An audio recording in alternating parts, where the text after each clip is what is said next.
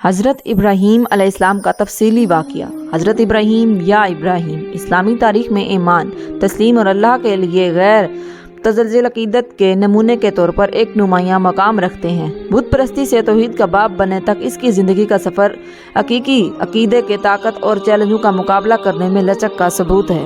ابراہیم Mesopotamia کے شہر ار میں پیدا ہوا تھا، ایک ایسا خطہ جو بت پرستی میں ڈوبا ہوا تھا۔ اس کے والد ازر ایک بت بنانے والے تھے اور ان جھوٹے دیوتاؤں کے لیے کمیونٹی کے عقیدت گہری جڑی ہوئی تھی۔ تاہم ایک چھوٹے بچے کے طور پر بھی ابراہیم کی جستجو کی فطرت نے انہیں بے جان چیزوں پر پرستش کے منطق پر سوال اٹھانے پر مجبور کیا۔ جیسے جیسے وہ پختہ ہوتا گیا، ابراہیم کی غور و فکر کی فطرت میں شدت آتی گئی۔ اپنے مظاہر اور اللہ کی رہنمائی کے ذریعے اس نے ایک سچے خدا کے وجود کو پہچانا۔ اس نے اپنے گھر والوں اور دوستوں کے درمیان توحید کے پیغام کو سمجھداری سے پھیلانا شروع کیا۔ ان کے خلوص اور دل کی پاکیزگی کو اللہ تعالیٰ کے علم و حکمت سے نوازا گیا۔ ایک دن ابراہیم نے اپنی قوم کا سامنا کیا اور ان کے مشرکانہ طریقوں کو چیلنج کیا۔ وہ مندر میں داخل ہوا جہاں بتوں کو رکھا گیا تھا اور سب سے بڑے بتوں کے علاوہ تمام بتوں کو طریقے سے تباہ کر دیا گیا۔ جب اس کے لوگ واپس آئے اور اس سے تباہی کے بارے میں سوال کیا تو اس نے بقیہ بت کی طرف مجرم کے طور پر اشارہ کیا، ان کے عقائد کی مضحکہ خیزی کو بے نقاب کیا اور انہیں بت پرستی کی غلط فہمی پر غور کرنے پر مجبور کیا۔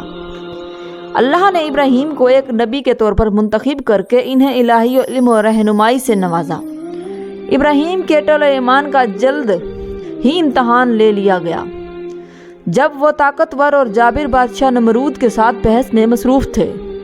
نمرود کی اپنی الوہیت پر زور دینے کی کوشش کے باوجود ابراہیم نے بے خوف ہو کر ایک سچے خدا کے وجود اور بالادستی کو بیان کیا۔ اس کی فصاحت و بلاغت نے نمرود کو حیران اور خاموش کر دیا۔ ابراہیم کی ایمان کے مزید امتحان کے طور پر اللہ نے انہیں حکم دیا کہ وہ اپنے خاندان کو بشمول ان کی اہلیہ ہاجرہ اور ان کے نوزائیدہ بیٹے اسماعیل کو مکہ میں خانہ کعبہ کے قریب ایک ویران وادی میں چھوڑ دیں۔ یہ وادی جو بنجر اور انسانی رہائش سے خالی تھی، اللہ کے منصوبے پر ابراہیم کے بھروسے کا آخری امتحان تھی۔ ان کے طول ایمان کا صلہ جلد ہی اس وقت ملا جب اللہ تعالیٰ نے ان کی پیاس بجھانے کے لیے زمین سے پانی کا چشمہ جاری کیا، جسے زمزم کہا جاتا ہے۔ برسوں بعد ابراہیم کے ایمان کو حتمی آزمائش میں ڈال دیا گیا۔ ایک روشن خواب میں ان نے اپنے پیارے بیٹے اسماعیل کو قربان کرتے ہوئے دیکھا۔ خواب کی الوہی نوعیت کو پہچانتے ہوئے باپ بیٹے دونوں نے خوشی سے اللہ کا حکم قبول کیا۔ جب وہ قربانی کی تیاری کر رہے تھے، اللہ نے مداخلت کی، اسماعیل کی جگہ قربانی کے لیے ایک مینڈھا فراہم کیا۔ اس کی تقریب نے سالانہ عید الاضحیٰ کے تہوار کی بنیاد رکھی، جس میں اللہ کی مرضی کے تابع فرما برداری اور اطاعت کی اہمیت پر زور دیا گیا۔ ابراہیم کی میراث ان کے خاندان سے آگے بڑھی ہوئی تھی۔ انہیں اللہ نے مکہ میں عبادت گاہ کعبہ کی تعمیر کے لیے چنا تھا۔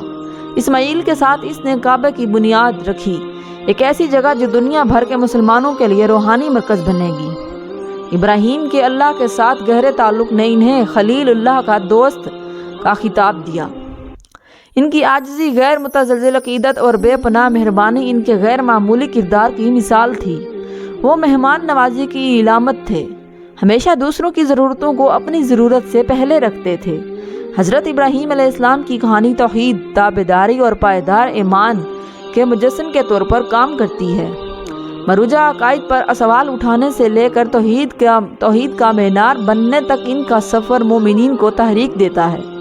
اس کی زندگی اس بات کی نشاندہی کرتی ہے کہ سچا ایمان محض الفاظ سے آگے ہے، یہ اللہ کی ہدایت کے مطابق زندگی گزارنے کا عہد ہے۔